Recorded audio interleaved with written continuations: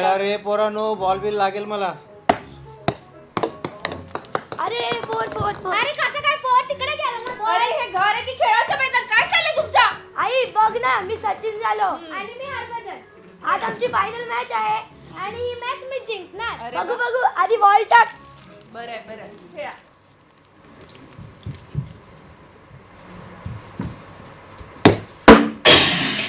अरे ही खिडकी तिसऱ्यांदा फोडली का? अगं बरं झालं खिडकीच फुटली, नाही तर माझं डोकं फुटलं असतं. बाबा तुम्ही अंपायर बाकी. खिडकीला पडले. अंपायर हो, हा. पण मला चहा द्यावा लागेल बाळा. आजोबा एक नाही दोन चार देईल पण ही मॅच मी जिंकली पाहिजे. बघू बघू आधी बॉल टाक. आता ते चहा कसा होईल ना त्याच्यावर ठरेल बरं का. ए आउट ए नॉट आउट आहे, नॉट आउट आहे, नॉट आउट आहे.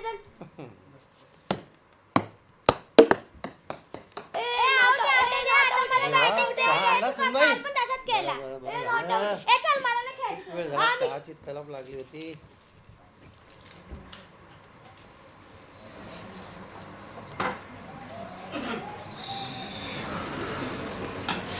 आलास का बाळा? हो बाबा. बरं सुनबाई पाणी दे ग. हे घ्या. आला? हो खूप उशीर झाला आज. हो आज उशीरच झाला तुला यायला.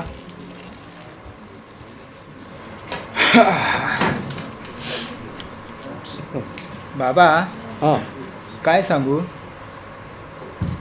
ऑफिस म्हणजे ना हां एक रणांगणच झालंय नुसतं. अच्छा. बॉसचा त्रास आणि हा कामाचा व्याप सगळं अवघड झालंय. आणि ते तरी बरं, आपलं घर म्हणजे दमून थकून आलं की बिना ट्रीटमेंटची इलाज होतो. खरंय, पण इथली खरी ट्रीटमेंट म्हणजे हां. हा मुलांचा गोंधळ ऐकला की जरा बरं वाटतंय. हा एक दिवस थांबा पूर्ण घरामध्ये, मग कळेल हा गोंधळ किती बरा आहे ते. बाबा उद्या आज आहे ना आम्हाला गोष्ट सांगायची नाही तर काल तर तुम्ही तसेच झोपलात. बाबा मला तुमची हेल्प हवी आहे कशासाठी? प्रोजेक्ट साठी. अच्छा. उद्या बाबा, स्कूल मध्ये गोष्ट. सबमिट करायची. हो हो बाबा गोष्ट ते class. बाबा प्रोजेक्ट. गोष्ट बाबा प्रोजेक्ट. बाबा प्रोजेक्ट. अरे बापरे, ऑफिस संपलं पण आता इथली ड्युटी सुरू झाली.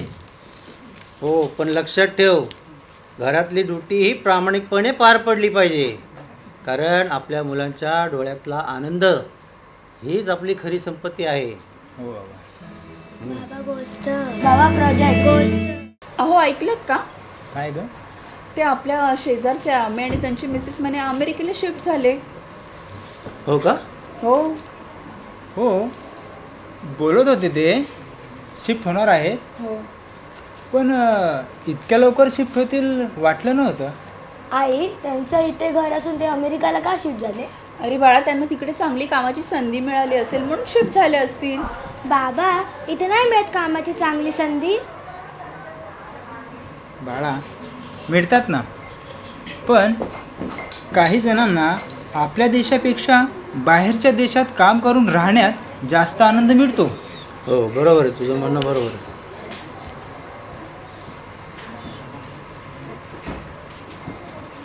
बाबांचा मोबाईल झाला नाही वाटतं बघून.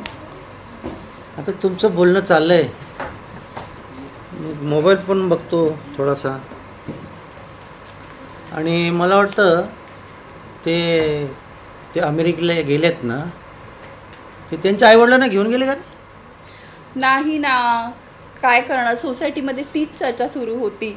एवढं आई वडिलांनी सांभाळलं तरी एकटेच सोडून गेले निघून अमेरिकेला, इथे त्यांना ठेवून. अरे मग- वाईट झालं. मग आता काका की एकटेच राहणार का घरी? एकटेच म्हणजे? अच्छा, पण त्यांची मुलं त्यांना भेटायला येत राहतीलच की. हो ना, येतील तर. अरे पण भेटायला येत राहणं आणि सोबत राहणं यात फरक आहे. आजोबा आज हा. आमच्या शाळेत टीचर बोलल्या की घर म्हणजे फक्त भिंती नाही तर त्यातील लोकांची माया असते. बरोबर आहे, तुमचं बरोबर आहे मुलांना. घर म्हणजे नुसत्या भिंती नसतात. मी इतकं आयुष्य जगलो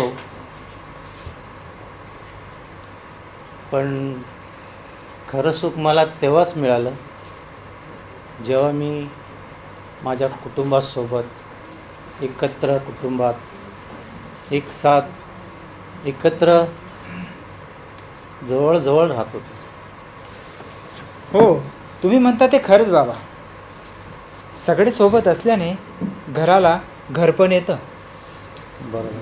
हो, आणि खरं सुख याच्यातच आहे. मग आपण सगळे नेहमीच एकत्र राहूया.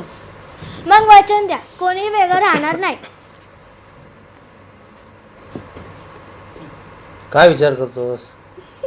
मी वचन देतो, हां. कितीही काम असलं, कितीही अडचणी आल्या बर तरी आपण सर्व एकत्रच राहू. बर.